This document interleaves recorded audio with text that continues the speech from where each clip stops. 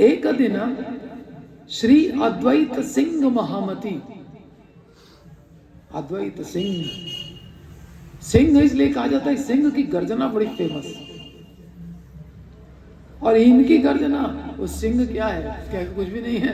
यहाँ गर्जना कर रहे हैं बैठ के नवद्वीप में, तो वहां क्षीर सागर में जा रही, सो रहे हैं भगवान, उठ गए, चले आ रहे हैं,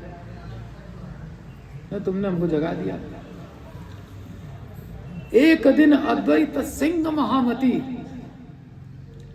प्रमुख है बलीला, सामने आए भगवान के, और प्रभु रे बलीला आज ही भिक्षा हो रही थी, आज हमारे यहाँ भिक्षा कर लीजिए।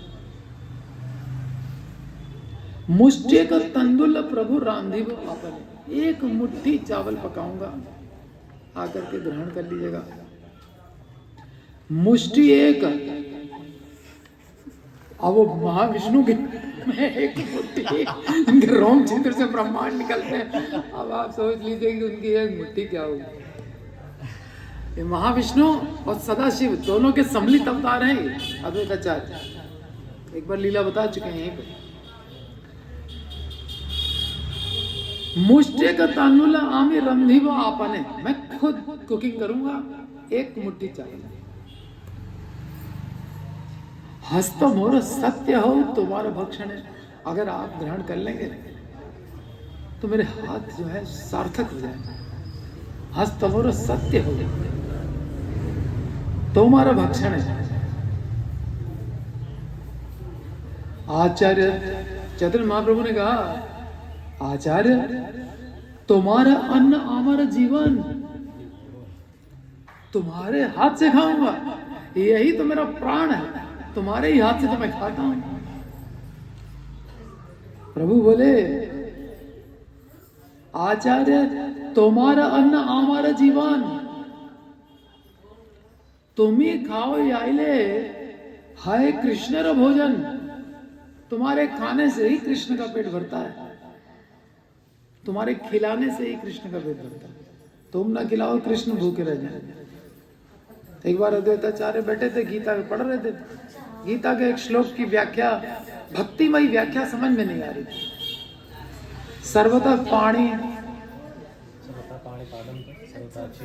पाणी पादम तत् सर्वतो अक्षि शिरो मुखम, ये वाला श्लोक था, और अद्वैताचार्य को समझ में नहीं आ रहा कि इसकी भक्तिमय व्याख्या क्या हो सकती है।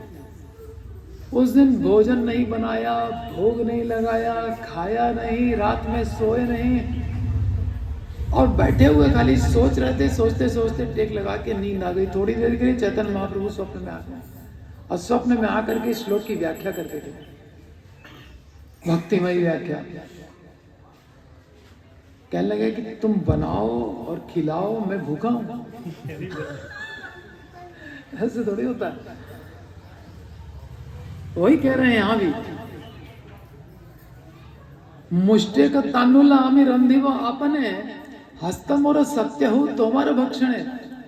आचार्य तुम्हारा अन्न हमारा जीवन, तुम ही खाओ आइले हाय कृष्ण रा भोजन, तुम ही जे नैवेद्य करिया रंधन, तुम जो नैवेद्य बनाते हो खुद कुकिंग करके, मांगी आओ खाईते हमारे तथि मन, मैं तो मांग करके तुमसे खा लूं, तुमको इनवाइट करने की क्या जरूरत है।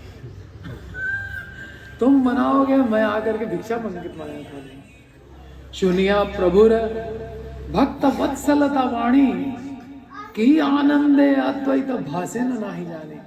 अद्वैताचार्य तो आनंद में डूब गए, ऐसी भक्त वत्सलता की वाणी सुनकर के। परम संतोष तवे भाषाए आइला, बड़े संतोष के साथ अपने घर आए।